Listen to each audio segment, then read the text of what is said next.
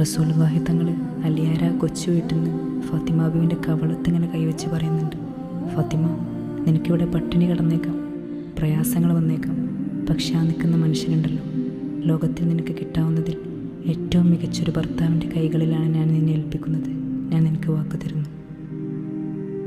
അഴകിൽ വിരിഞ്ഞൊരു പെൺകൊടി, അതിമികവ് കവിഞ്ഞൊരു ചെഞ്ചൊടി, അഹദിൻറിള പോൽ പുഞ്ചിരി, അതിലദബ് നിറയും മഞ്ചരി, ആറ്റൽ നബി തൻ പൂമകൾ, ആരും വാഴ്ത്തിടും തേന്മലർ, ആറ്റൽ നബി തൻ പൂമകൾ, ആരും വാഴ്ത്തിടും തേന്മലർ, ഓതിടാം റളിയല്ലാഹ് ഇത് ഫാത്തിമ ബീമുല്ല.